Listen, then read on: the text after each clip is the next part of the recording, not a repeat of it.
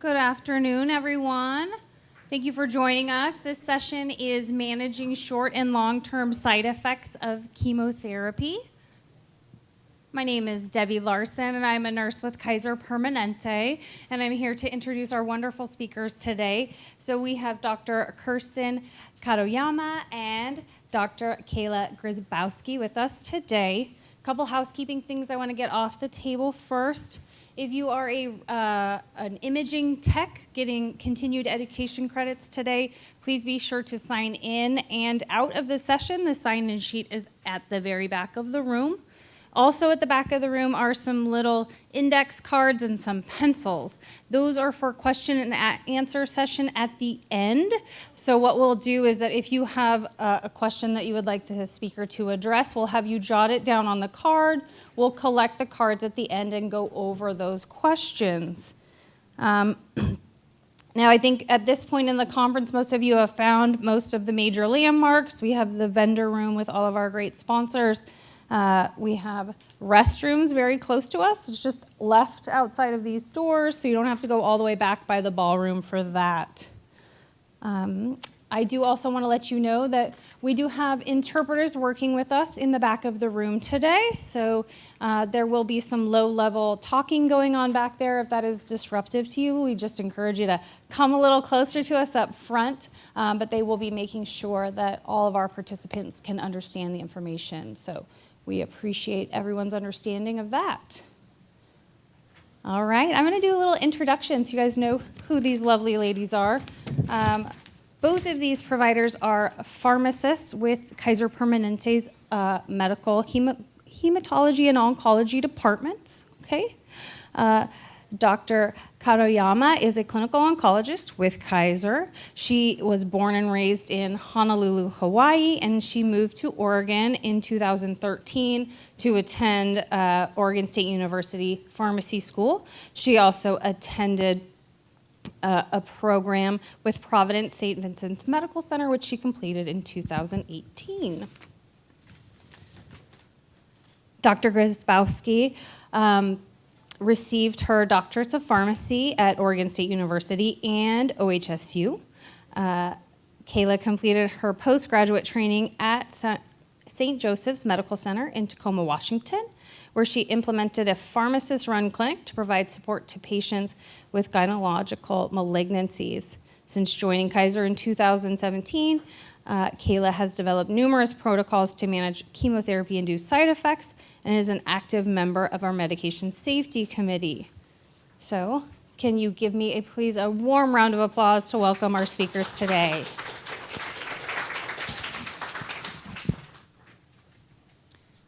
Okay, can everybody hear me okay? All right.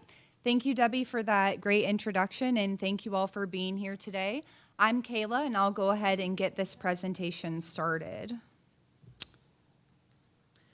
So this is an overview of our agenda. First, I'll go over the objectives of the presentation, and then we'll dive into 6 of the most common side effects that we see among patients with breast cancer.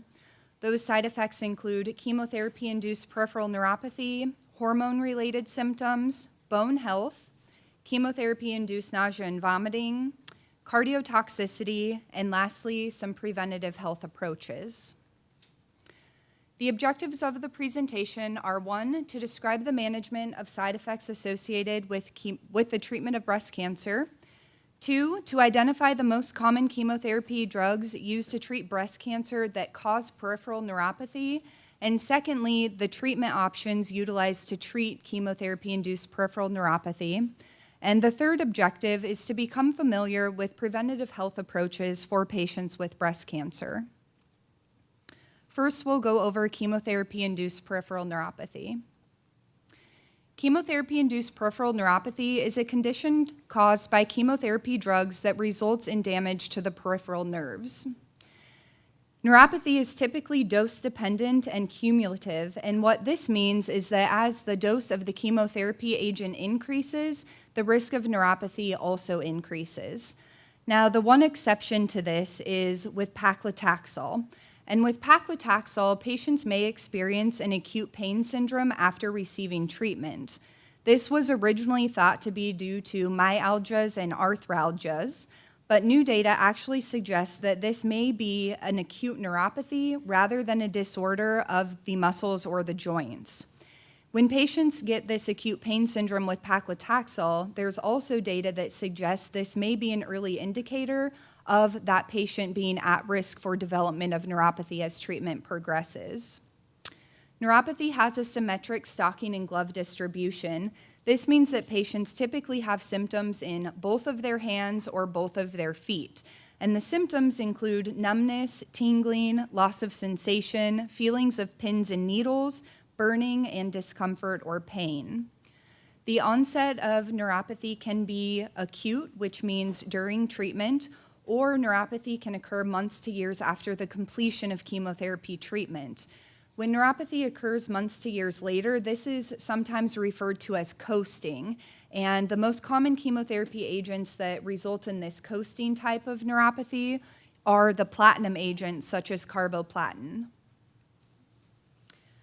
The pathophysiology of chemotherapy-induced neuropathy is quite complex.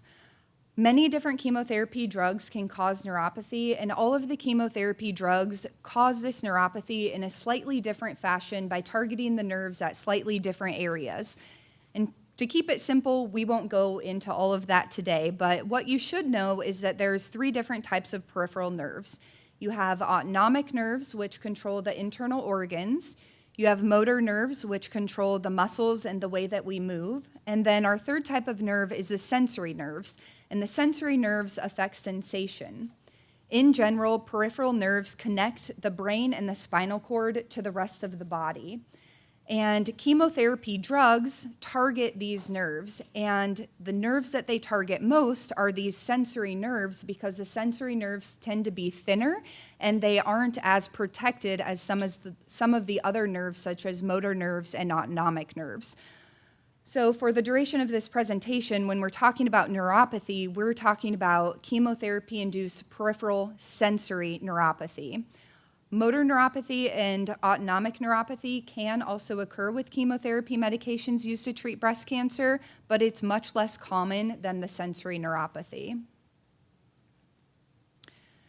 There are a few risk factors for neuropathy that we should talk about. The largest risk factor is the type of chemotherapy utilized.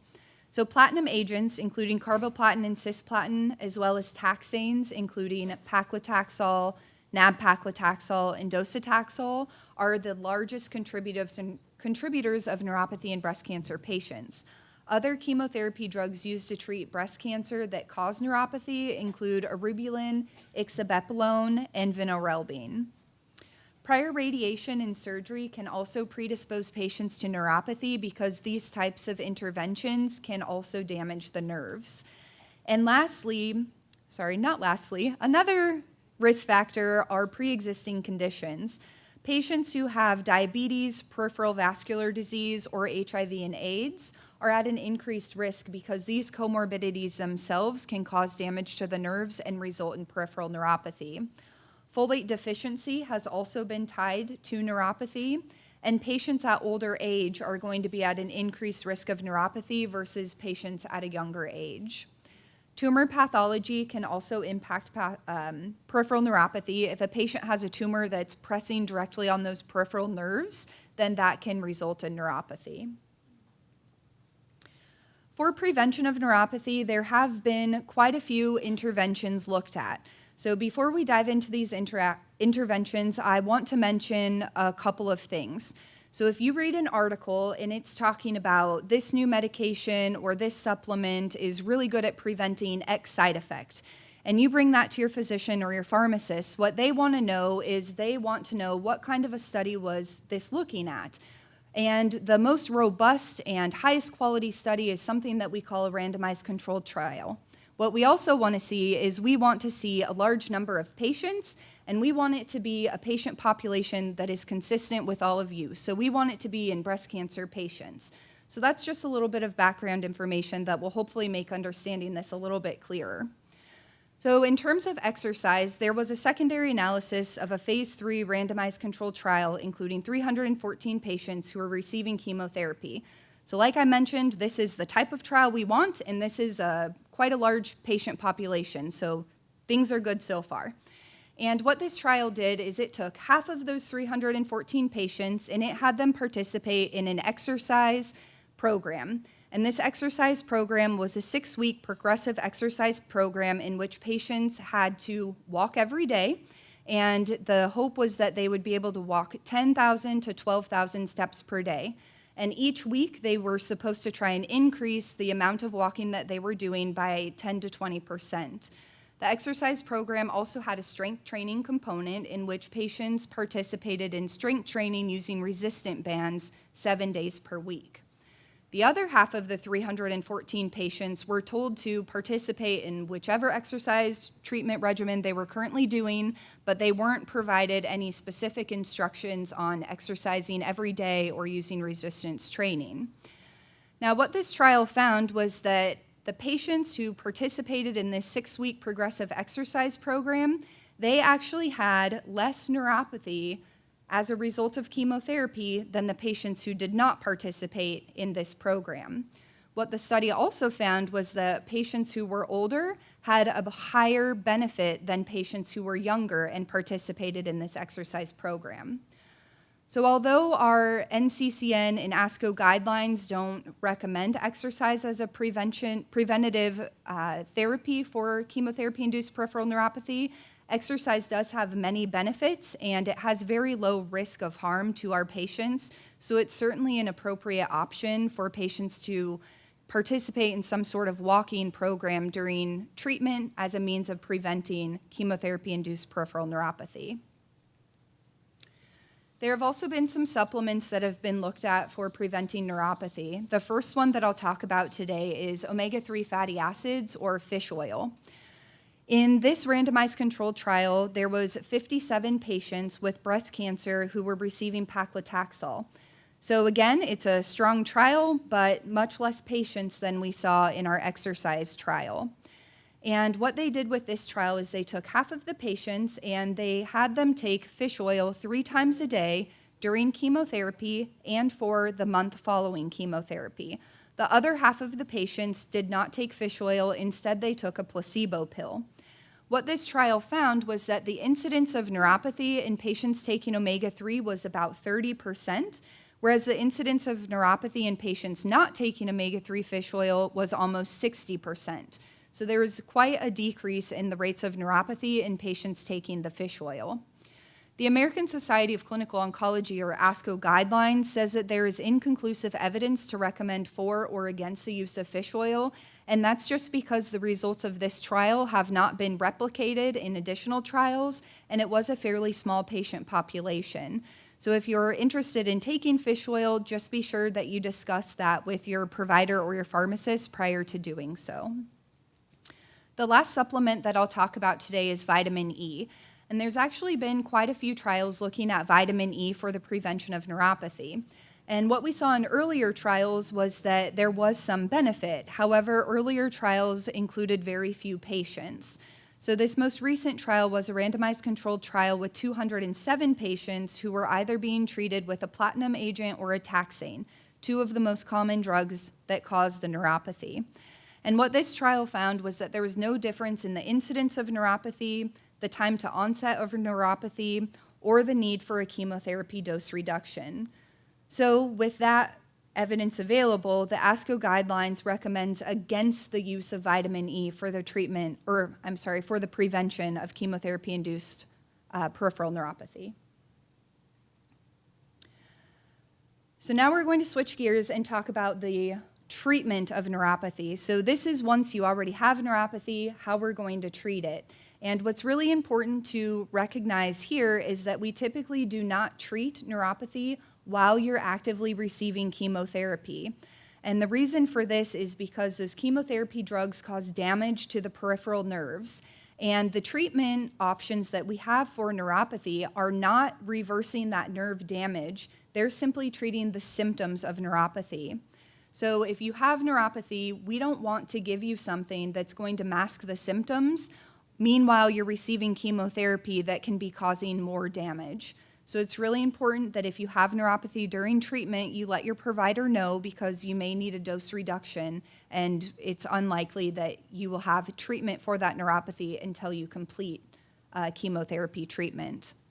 So the one agent that has strong evidence for use in treating chemotherapy-induced peripheral neuropathy is duloxetine or Cymbalta. And Cymbalta is an antidepressant that has other utility, depression, pain management, things like that, but also neuropathy. And the trial that really drove home the fact that this agent can be used to treat neuropathy was a randomized controlled trial including 231 patients who had either taxane or platinum-associated neuropathy. And this trial, again, gave half the patients duloxetine and half the patients a placebo drug. And what they saw was that in the patients who received duloxetine, almost 60% of them had a decrease in pain. In the patients who received placebo, about 40% had a decrease in pain. This study also showed that of those patients who received duloxetine, they had a larger decrease in their average pain score than patients who received placebo. For this reason, the National Comprehensive Cancer Network does recommend that duloxetine is used as a treatment option for patients with chemotherapy-induced peripheral neuropathy. When we start a patient on duloxetine, we typically start at 30 milligrams a day for 7 days, and then we increase to 60 milligrams a day. And the reason for this, starting at a low dose and then increasing the dose, is simply to reduce the side effects of the medication, which can include headache, drowsiness, fatigue, nausea, and dry mouth. The other take-home point with duloxetine is that it cannot be used in patients who are taking tamoxifen. And the reason for this is because the duloxetine can decrease the effectiveness of the tamoxifen. The American Society of Clinical Oncology guidelines also recommends the following agents are reasonable to try, and this is really based on the utility of these agents in other types of neuropathy, mainly patients with diabetic-induced neuropathy. So our options include anticonvulsants such as gabapentin or pregabalin, antidepressants including nortriptyline, amitriptyline, and venlafaxine, topical agents including lidocaine, capsaicin, and then BAC gel, which is a combination of baclofen, amitriptyline, and ketamine, and lastly, opioids. Of note, opioids are usually reserved as one of the last-line treatment approaches, and that's simply because they do have a lot of long-term side effects that are not very great. There are also some complementary treatment options for peripheral neuropathy. And for most of these agents, trials have had mixed data. Some trials show that they have a benefit, whereas other trials have failed to show a benefit. But what is important to notice here is that most of these options have very little risk of harm to patients, so it's certainly a reasonable treatment approach if patients are wanting a non-pharmacologic option. These options include physical therapy and occupational therapy, acupuncture, transcutaneous nerve stimulation, and massage. And really, I don't know anybody who wouldn't want to try a massage to try and get rid of some of that pain. All right, next we will move on to our second topic, which is side effects of anti-estrogen therapy or hormonal therapy. Patients who have hormone-positive or ERPR-positive breast cancer will most likely receive treatment with either tamoxifen or an aromatase inhibitor.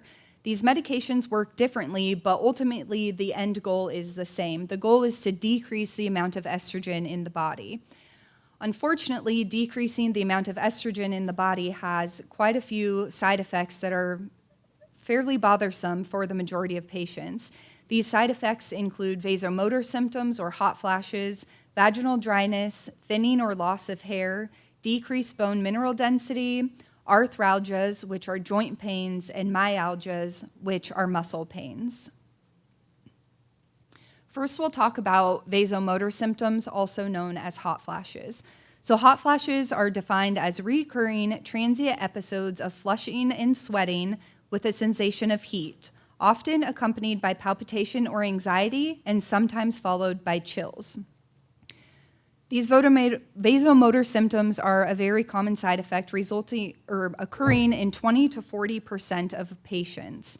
Of note, breast cancer survivors, regardless of whether they're on anti-estrogen therapy, are more than 5 times likely to have hot flashes at some point in their lives compared to patients who do not have breast cancer.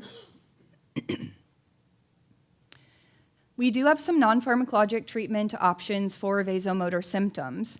As we saw with neuropathy, some of the same treatment approaches come up here. So there's acupuncture, exercise or physical activity, and lifestyle modifications.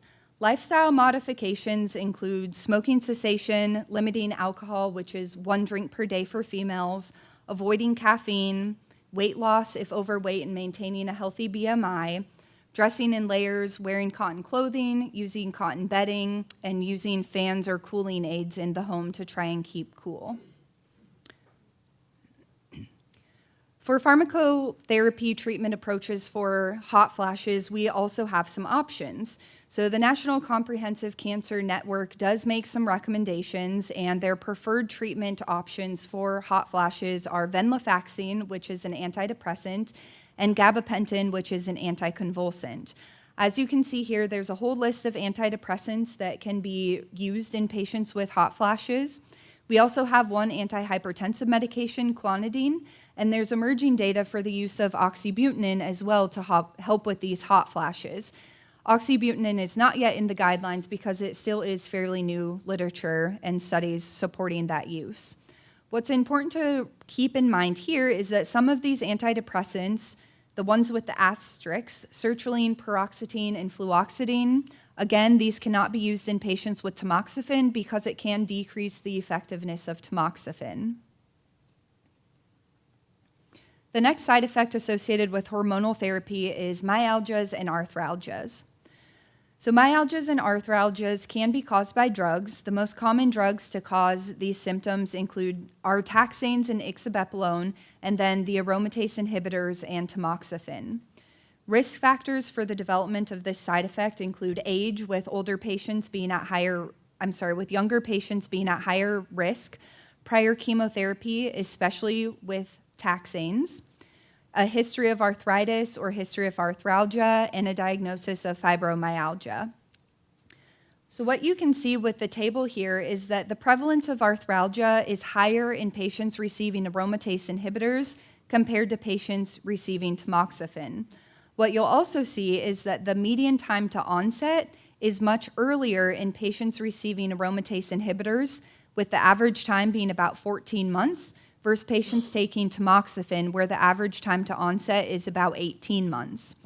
What's also interesting is that younger patients usually have an occurrence of these arthralgias sooner than older patients. So younger patients will usually have arthralgias sometime between 2 months and 10 months of starting the aromatase inhibitor.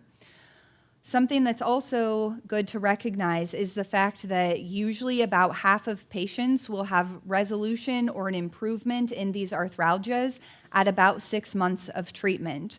So if you're having these symptoms and you can withstand them for about 6 months, there's a good chance that these symptoms may begin to improve at that time. In terms of myalgias, we have less data available in terms of occurrence and frequency and all of those things, but what we do know is similar to arthralgias, more patients taking aromatase inhibitors suffer from myalgias than patients taking tamoxifen. As far as the treatment is concerned for myalgias and arthralgias, it's really based on the symptoms. So patients with mild symptoms versus patients with moderate to severe symptoms. So if you have mild symptoms, the first line treatment will be lifestyle changes. That includes exercise and weight loss. You can also try heat and cold packs, physical therapy, massage, acupuncture, and yoga. If those things are not working, it's reasonable to try a medication option. And the medications that we typically use are Tylenol, NSAIDs such as ibuprofen, and lower dose opioids. So we can try things like tramadol, codeine plus Tylenol, or muscle relaxants.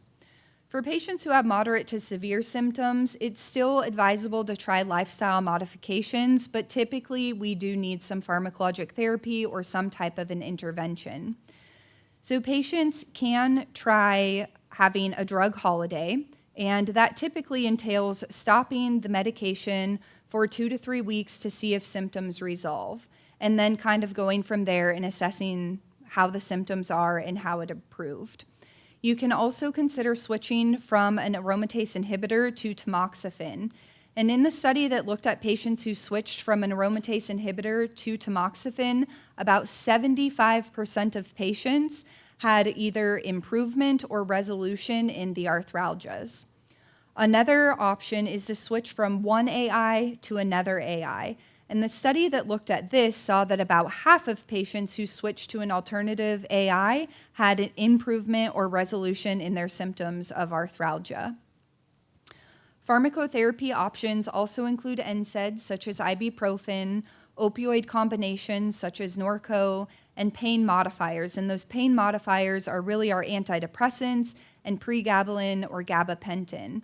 So I'm sure, as you're realizing now, we have a lot of the same complementary alternative medications and a lot of the same drug classes, meaning those antidepressants and anticonvulsants that can be used for the treatment of myalgias and arthralgias, hot flashes, and chemotherapy-induced peripheral neuropathy. So it's really important that if you have these side effects, you're letting your doctor or pharmacist know all of the ones that you have, because we may be able to use that information to help pick the option that would be utilized best to treat your symptoms. The last side effect associated with hormonal therapy that we'll talk about today is vaginal dryness. So non-hormonal therapy is recommended as first line to help treat vaginal dryness, and the options that we have are vaginal moisturizers, gels, oils, and topical vitamin D or vitamin E. It's also recommended to use lubricants for sexual activity.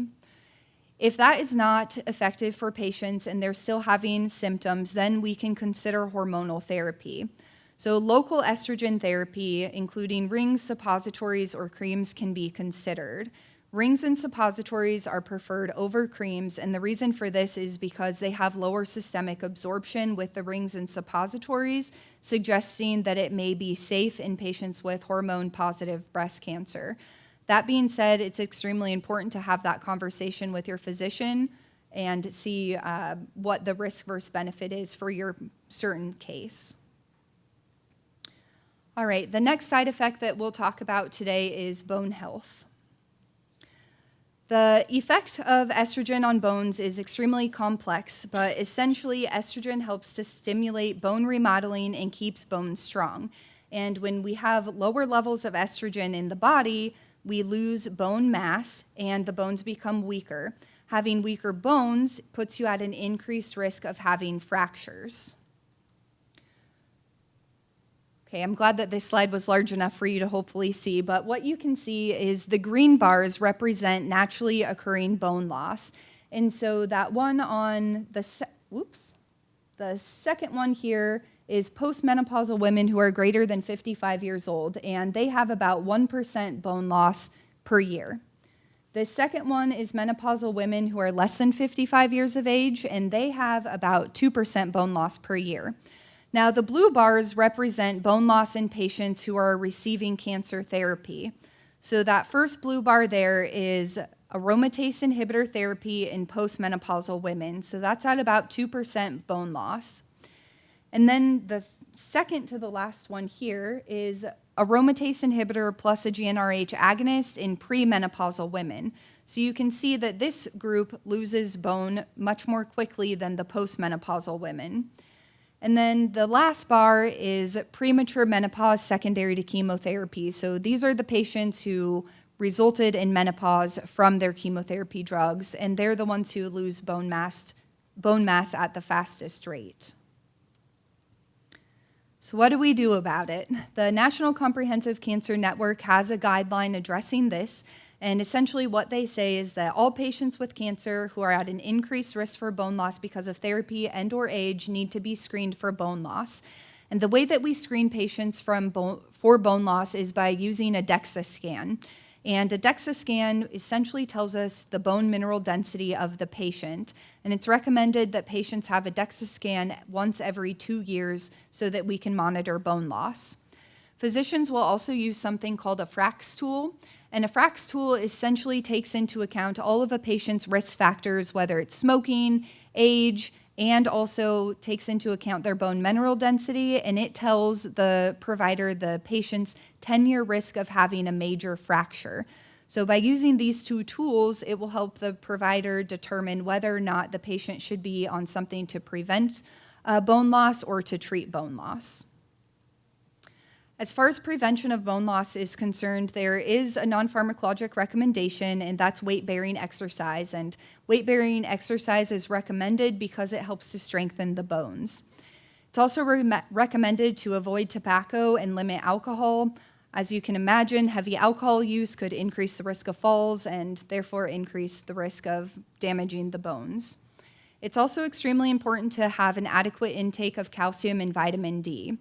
Women who are greater than 51 years of age should get at least 1,200 milligrams of 1,200 milligrams of calcium per day. Now, the confusing part about this calcium is that there are a whole bunch of different formulations of calcium available on the market. The two most common forms of calcium are calcium carbonate and calcium citrate. And the difference between these two agents is that calcium carbonate has to be taken with food. The reason calcium carbonate has to be taken with food is because it requires an acidic environment in order for it to be absorbed into the body. Now, that being said, older women, as we naturally age, we produce less acid. So if you're an older woman, I would recommend that you take calcium citrate instead of calcium carbonate. Likewise, if you are taking a proton pump inhibitor, such as Prilosec or omeprazole, or if you are taking a different type of acid suppressant, such as Pepcid every day, it would also be recommended to take calcium citrate rather than calcium carbonate. It's also recommended that women have an adequate intake of vitamin D, and the amount of vitamin D is really based on age, so it ranges anywhere from 400 to 1,000 international units per day based on age. Pharmacologic agents used to prevent and treat bone loss in women are mainly two different types of drugs. We have the bisphosphonates, and then we have denosumab. And the big difference here is that with the bisphosphonates, they can be used for both prevention and treatment of bone loss, whereas denosumab is only FDA approved for the treatment of bone loss. So on the slide here, you'll see a lot of reference to zoledronic acid, and the reason I include this agent is because depending on the indication, it will be a different dose and a different interval. And so this is something that will be talked about with the provider to determine your dose and how often you should get it. Now, the benefit of denosumab is that it can be used in patients with poor renal function. So if there's any concern about renal function or how well the kidneys are working, denosumab would be a good option. The other thing to keep in mind with bisphosphonates is that there is a risk of osteonecrosis of the jaw. And so before starting treatment with a bisphosphonate, you should be seen by your dentist and be cleared for treatment. It's not recommended to have any teeth extracted or major dental work, especially that's impacting the bone while you're on these agents because of that risk. And with that, I'll go ahead and hand it over to Kirsten to finish up for the second half.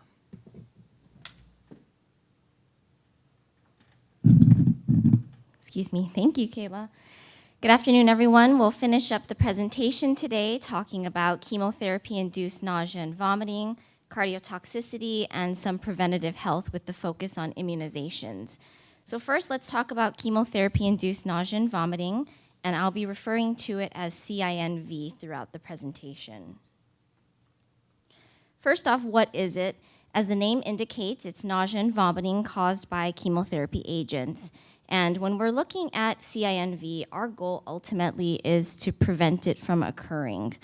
And for some of our patients, they tend to feel the incident of nausea coming on and wait to see if it passes. Wait to see if it passes. And the phrase that I like to use is at that point, once it becomes more severe, we're now playing catch up, and it becomes very difficult to manage. We'll see on future slides that for chemotherapy regimens that are at higher risk of causing CINV, we are normally managing nausea and vomiting with multiple agents, and the reason for that is that our ultimate goal is to prevent it from ever occurring. Can everybody hear me okay? Okay. The risk of CINV can be anticipatory, acute, or delayed, and when we're talking about anticipatory, Basically, that occurs prior to chemotherapy ever being given and is usually brought on by thoughts of the chemotherapy and anxiety associated with those thoughts. It can also be acute, meaning that it occurs and resolves within the first 24 hours after chemotherapy. And usually acute nausea and vomiting is worse or is at its peak 5 to 6 hours after chemotherapy finishes. And then it can also be delayed, which is anything after that 24 hours after chemotherapy. Some of the risk factors putting patients at higher risk of experiencing CINV include younger age, so age less than 50 years. Women, unfortunately, are at a higher risk. Also, low alcohol use and a history of motion or morning sickness. Now, when talking about how CINV occurs, I wanted to keep things simple. So nausea and vomiting occurs as a result of signals that occur in the brain. And as we'll see, these anti-nausea medications that we are using in patients work by blocking these signals in various ways. And that's why typically a combination of multiple agents is most effective at controlling CINV because we are able to block these signals in different ways. Now, I wanted to touch a little bit on some of the common chemotherapy regimens that we see in breast cancer and what the risk of emesis or CINV is. The first regimen is dose-dense ACT and is comprised of doxorubicin, cyclophosphamide, and paclitaxel. And this is considered to be a high emetic risk regimen. And we'll see on future slides what that specifically means. Also, TCH or TCHP, comprised of docetaxel, carboplatin, trastuzumab with or without pertuzumab, is another high emetic risk regimen. TC, which is docetaxel and cyclophosphamide, is considered to be moderate emetic risk. And then the last two regimens are our oral agents. So Xeloda, or the generic name capecitabine, and Ibrance, or generic name palbociclib. These are considered to be minimal to low risk of causing CINV. Now, looking at our high emetic risk, what that specifically means is that patients who receive these regimens, over 90% of them will experience some form of CINV. So that's a really significant amount of patients, and this will help to explain why we are treating these patients with so many different medications. Moderate emetic risk is 30 to 90% of patients receiving these treatments will experience some form of CINV. And then lastly, minimal to low is less than 30% of patients who will experience this.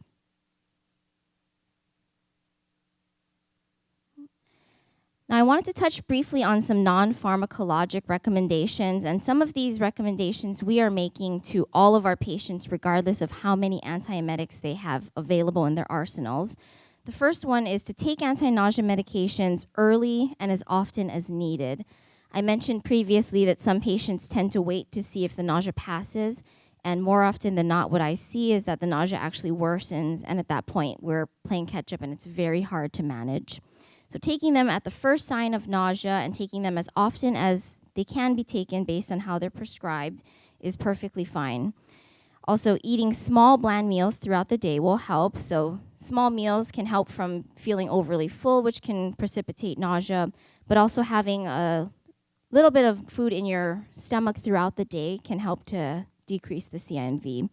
And then lastly, bland meals as overly flavorful meals or really strong scents or odors can also precipitate CINV. And then avoiding spicy foods specifically, as these can cause gastric reflux, which can worsen CINV. Maintaining adequate hydration is something that I'm not sure everyone is aware of, but actually just being dehydrated puts you at a greater risk of experiencing nausea and vomiting. So making sure that you're drinking those 8 glasses of water a day as you can. Also, I wanted to touch a little bit on relaxation methods, and these include acupuncture, massage therapy, and music therapy. There are some studies showing benefit and also some studies that show that there's less benefit, but it seems that the most benefit from these methods are for anticipatory CINV, which makes sense when we think that there's a component of anxiety in anticipatory CINV. And then lastly, ginger. So ginger is one of those agents that is thought to be the cure for all, including nausea. And studies have shown that there is a benefit with ginger. However, a lot of these studies, they use different doses. The studies are performed differently, and so it is hard to determine conclusively if it really does play a great role in CINV. But it's one of those things where there's not a whole lot of risk with taking it. And so if it's something that you're interested in trying, it's definitely worth speaking with your provider about. All right, now I wanted to talk a little bit about how the risk of the emetic risk of the agent or regimen that you're on will affect what your antiemetics look like. So for chemotherapy regimens that have a high risk of causing CINV, typically patients will be on 3 to 4 anti-nausea medications. Usually this is comprised of a steroid, a serotonin antagonist, a neurokinin antagonist with or without olanzapine. And we'll talk specifically about these classes in a little bit. For regimens that have a moderate risk, and typically with high-risk regimens, we're continuing 2 anti-nausea medications for 3 days after chemotherapy. Because with these high emetic risk regimens, they do have the tendency to cause delayed nausea for about 3 days. And so that's why we continue them for that amount of time. For moderate risk regimens, usually this is comprised of a 2 to 3 antiemetic drug regimen, usually made up of a steroid and a serotonin antagonist.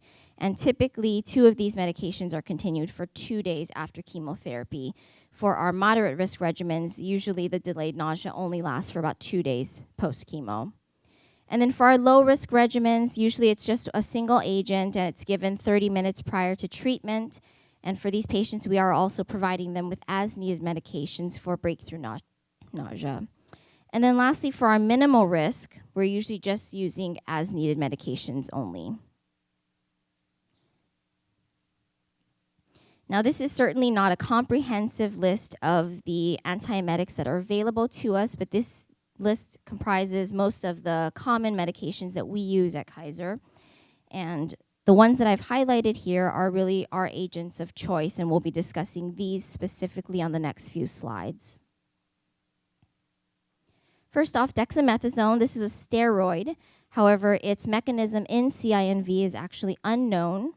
Some of the common side effects that we see with this agent are increased blood glucose, also edema or water retention, and insomnia. Some tips with this medication, so for patients who are experiencing what we call extended delayed CINV, the course of dexamethasone can be extended as well.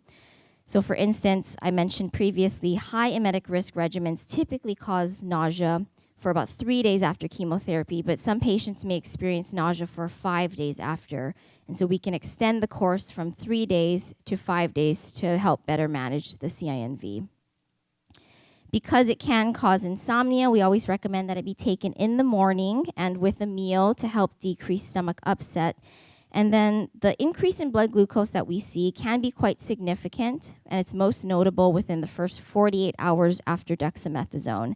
And this is most important for our patients with diabetes because they do have more difficulty controlling blood sugars during that time period. Moving on to ondansetron or Zofran. This is a serotonin receptor blocker, and the serotonin receptors are one of those receptors involved in the pathways in the brain that causes CINV.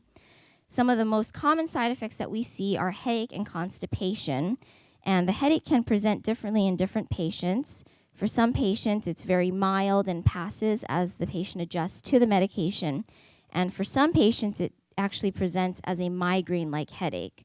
And in those cases, we typically switch them to a different agent. So for both headache and constipation, they're most commonly seen when patients are taking Zofran around the clock regularly versus patients who are taking it on an as-needed basis. And then lastly, QTc prolongation is another potential side effect of Zofran, and this is an abnormality in the EKG. However, Zofran does not commonly cause QTc prolongation on its own. It's usually a result of patients taking multiple agents that have this potential side effect, or patients that have baseline risk factors that increase their chances of experiencing this EKG or abnormality. Some tips with Zofran. So for patients who are experiencing QTc prolongation, we can switch them to another serotonin receptor blocker called palonosetron, and that has much less risk of QTc prolongation. Zofran's most effective when it's used on a scheduled basis. And so for those high and moderate emetic risk regimens, we are recommending patients take it regularly for 2 to 3 days after chemotherapy because of this. And then lastly, because of the risk of constipation, especially for patients taking it on a scheduled basis, a bowel regimen should always be recommended. Now moving on to Akynzeo, this is our combination agent made up of nitupetant, which is a neurokinin antagonist or neurokinin blocker, and palonosetron, which is the serotonin blocker that I mentioned previously. The most common side effect that we see with this agent is headache. However, it's seen much less frequently than with Zofran because this agent is typically just given one time prior to chemotherapy. And the reason for that is because it lasts for about 72 hours. Now, because it lasts about 72 hours, we recommend that additional serotonin blockers, such as Zofran, not be given within that 72-hour period. And lastly, both of these ingredients are effective at decreasing delayed nausea or delayed CINV. So for patients who may not be experiencing CINV on the first day after chemo, but are experiencing it on the second day very severely, this is a great option. Olanzapine or Zyprexa, this is an antipsychotic. However, its role in CINV is that it blocks the serotonin and the dopamine receptors. The most common side effects that we see with this medication are sedation and something that's called restless leg syndrome, which basically is the involuntary movement of the legs.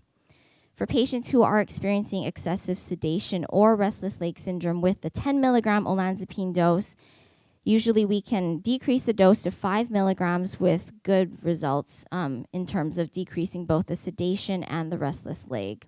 However, for patients who are not experiencing good management of the nausea with the 10 milligram olanzapine, we would usually switch them to another agent altogether. The sedation is greatest on the second day after taking olanzapine and normally improves with time. However, because of the risk of sedation, we always recommend that our patients take it at bedtime. And then lastly, for patients who cannot tolerate dexamethasone, such as our patients with diabetes, olanzapine can be substituted with good effect in controlling CINV. Now lastly, I wanted to talk about one of our as-needed medications of choice, and this is prochlorperazine or compazine. This is a dopamine receptor blocker, and the most common side effect that we see is sedation. However, overall, I've found that most of our patients tolerate this really well. And there is also a chance of seizure, however, it is low, and it's most common in patients that have other risk factors that increase their risk of seizure. Some tips with this medication is that it's most effective when used at the first sign of nausea. For patients who are waiting and the nausea gets worse, this agent may not provide much relief. And it can be taken at the same time as ondansetron and olanzapine. The reason I wanted to mention this is sometimes when our patients are on multiple agents, they're not sure if it needs to be spaced out from their other antiemetics, and this one can absolutely be taken at the same time. And then lastly, it is available as a suppository. Although this may not be the most attractive option, it can be really helpful for patients who are having significant vomiting and are unable to keep down tablets. Now we'll talk about cardiotoxicity, how it occurs, what agents we see it with, and how do we manage it. First off, what is it? Just generally defining it, it is toxicity that affects the heart. However, when we're looking at clinical trials, a lot of them do define cardiotoxicity by different parameters, but for the sake of our talk today, we'll just define it as any toxicity that affects the heart. And it can be caused by chemotherapy. When we think about chemotherapy, the reason that it's so effective is that it kills cancer cells. However, it can also kill and damage cells of the heart, and that's where cardiotoxicity comes into play. It can present as asymptomatic all the way up until life-threatening, and it can be acute, subacute, or chronic. When we're talking about acute and subacute, we're talking really about any time that the chemotherapy is initiated up until 2 weeks after it's completed, and chronic is anything after that. Some of the symptoms that we see, patients can experience heart failure, which can be seen as shortness of breath, dizziness, water gain or water weight gain. It can also present with arrhythmias, so that's an abnormal beating of the heart, and that is abnormal either in the rhythm or the rate. And like I mentioned, some patients don't have any symptoms at all. Risk factors include older age, so greater than 60 years of age, also patients who have compromised heart function at baseline, and then lastly, it can also be specific to the treatment itself. We'll talk about a class of medications called anthracyclines on the next slide, and patients who are receiving higher doses of these medications are at a greater risk of experiencing cardiotoxicity. Some of the agents that we commonly see in breast cancer that can cause this are trastuzumab or Herceptin, and this agent most commonly causes cardiotoxicity when used either in conjunction with an anthracycline or after an anthracycline. Use in conjunction or after an anthracycline can actually triple the risk of having cardiotoxicity. And then our anthracyclines, so specifically in breast cancer, most commonly we see doxorubicin and epirubicin. And on the next slide, we'll see that this cardiotoxicity presents differently and occurs differently with these agents. When we're looking at anthracyclines, these agents actually cause death to the heart cells, and this is a cumulative dose effect, meaning that the amount of medication that the patient receives in their lifetime affects their risk of cardiotoxicity. And for this reason, these agents, they have maximum recommended lifetime doses that we always try to stay below to decrease the risk of cardiotoxicity. And because it is causing death to the cells, this is a permanent effect, unfortunately, and it typically presents years after treatment and presents as heart failure. When looking at trastuzumab, this causes cell dysfunction in the heart, and there's no cumulative dose effect, and so there's no maximum recommended Herceptin dose throughout a patient's lifetime for this reason, and it is considered to be reversible. And unlike with anthracyclines, this typically presents from days to weeks after treatment, so very early on, and it also can present as heart failure. Now, how do we manage it? There's an area of ongoing investigation looking at these quote-unquote cardioprotective agents, and these are some of the classes listed. So our ACE inhibitors, beta blockers, and angiotensin receptor blockers, which are also commonly used in high blood pressure. And statins are an area of ongoing investigation. There's currently a trial looking at it, specifically in breast cancer patients, for patients receiving anthracyclines. And some animal studies have suggested that statins can be effective, but I think more to come in the next few years. And so some studies have shown that there are benefits with these agents. Some have shown that there really is no benefit. However, the most evidence in terms of medication specifically support the use of enalapril, which is our ACE inhibitor, carvedilol, which is a beta blocker, and then candesartan, which is our angiotensin receptor blocker. And so these may be helpful in both recovering cardiac function as well as protecting patients from ever experiencing cardiotoxicity.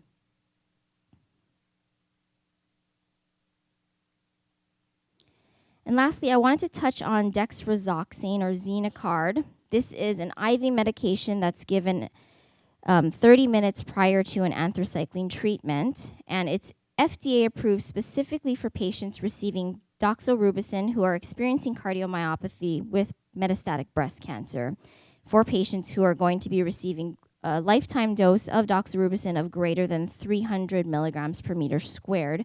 However, the American Society of Clinical Oncology recommends that any patient who is going to be receiving high dose of anthracyclines and can benefit from further treatment with anthracyclines should be eligible to receive this medication. And there was some concern initially that giving this medication prior to anthracyclines may actually decrease the effectiveness of the anthracycline itself. However, that's shown not to be true, and it has been shown to actually decrease the risk of heart failure in our patients receiving high doses of anthracyclines. Now, lastly, I wanted to touch on preventative health and focusing on immunizations. we get some questions at work about this, so I wanted to touch on this and why are they important? Are they safe for patients, and when should patients be getting them? Now, when talking about why they're important, cancer patients are at an increased risk of infection, and this is related to the fact that you're receiving immunosuppressive therapies, as well as the fact that you have cancer, increasing your risk of infection itself. And when we're looking specifically at influenza or the flu vaccine, mortality in cancer patients who did not receive the flu vaccine range from 9 to 33%. So that's a pretty significant amount of patients. And there has been a study showing that for patients with cancer who receive the flu vaccine, they actually have lower rates of respiratory disease, hospitalization, and mortality than with patients who did not receive the vaccine. So it seems like something that's pretty simple to just get a flu vaccine, and you can prevent a lot of harmful things from happening. And specifically when looking at hospitalization, one study actually found that by not receiving the vaccine, patients were at a 3 to 4 times greater risk of being hospitalized. What are the concerns with vaccines for patients with cancer? So the first one is risk of disease. For patients who are receiving chemotherapy, their immune systems are suppressed, and some of these vaccines are live vaccines. And so the concern is that in trying to benefit the patient by vaccinating them, we could actually be causing the disease that we're trying to protect them from. And then also the effectiveness of the vaccine itself. Vaccines require a healthy immune system to elicit an immune response to then protect patients from that disease in the future. However, patients who don't have healthy immune systems may not be able to elicit that immune response that's required to receive great benefit from these vaccines. And so for this reason, patients who are receiving inactivated vaccines during chemotherapy, we typically don't consider those to be valid doses unless there has been documentation that the protective antibody levels are appropriate. Now, which ones are safe to receive? So it's recommended that all inactivated vaccines can be safely given to patients who are immunocompromised. However, most patients who are immunocompromised should not receive the live vaccines. And there have been cases of severe complications that result from immunocompromised patients receiving these live vaccines. And this slide just outlines which vaccines are live and which ones are inactivated. So the flu vaccine is an inactivated vaccine, along with the pneumococcal or pneumonia vaccine, Tdap, which protects from tetanus, diphtheria, and pertussis, and lastly, Shingrix is our inactivated shingles vaccine. And in terms of when patients should get it, it's always preferred that they get it prior to planned treatment. However, in some cases, treatment is not planned, and this is not an option. For inactivated vaccines, we're looking at least 2 weeks prior to treatment or 3 months after treatment. And then with our live vaccines, we're looking at least 4 weeks before treatment or 3 months after. And in terms of live vaccines for patients receiving treatment or who have recently finished treatment, the oncologist or pharmacist should always be consulted prior to receiving them, and they should ultimately be avoided during chemotherapy.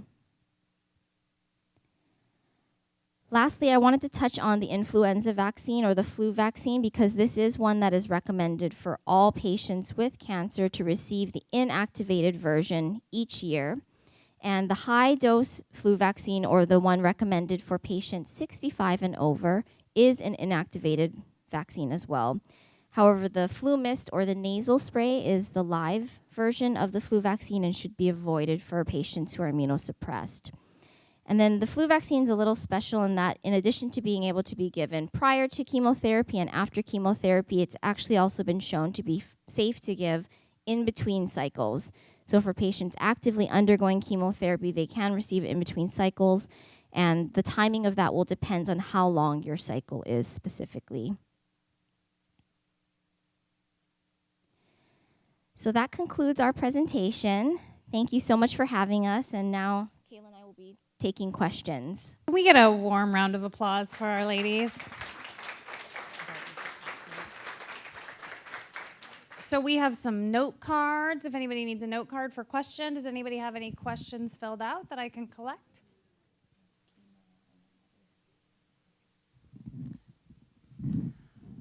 Okay, so one of these questions says, is there any thoughts on the use of CBD oil to combat side effects of chemotherapy and AIs?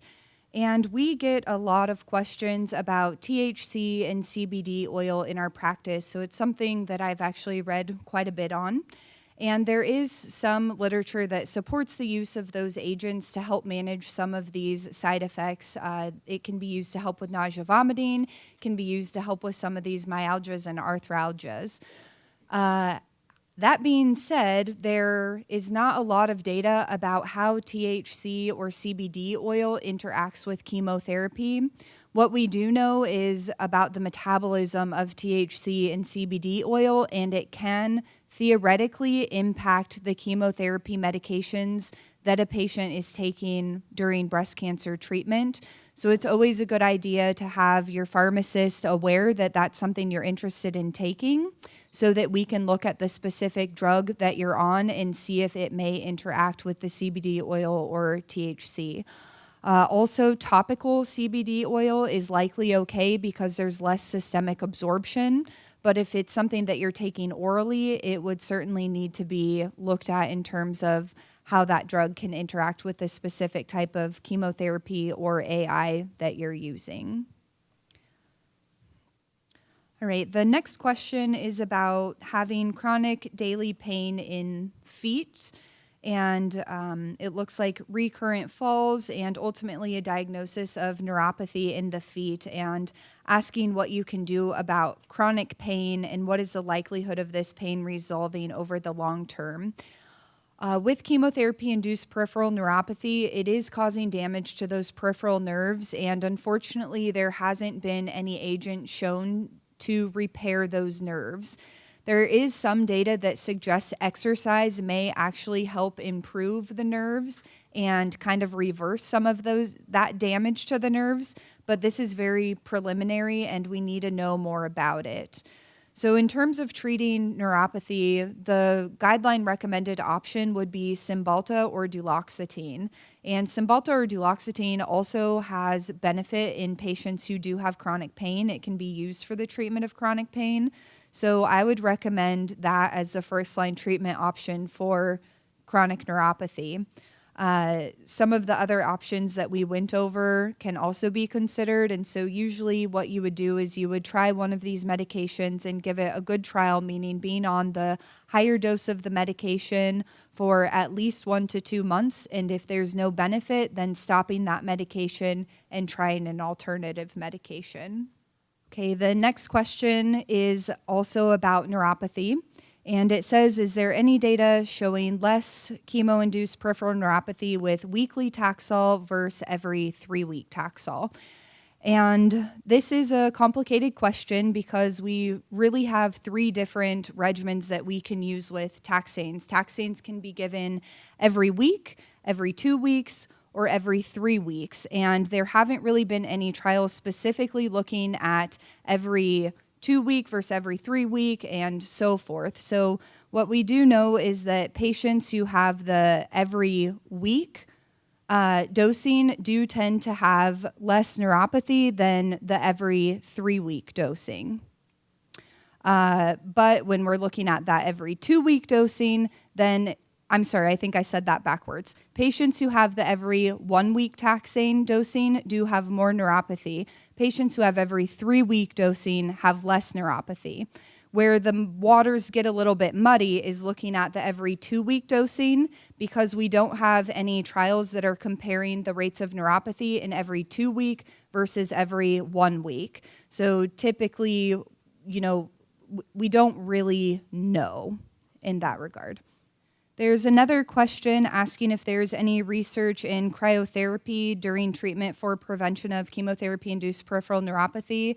And there have been some studies done on this. I am not familiar with them, so I do not know the answer to this question. But whoever wrote this, if you want to come talk to me afterwards, I can get your email address and try and send you the answer and look into this. One more round of applause, please, for my ladies.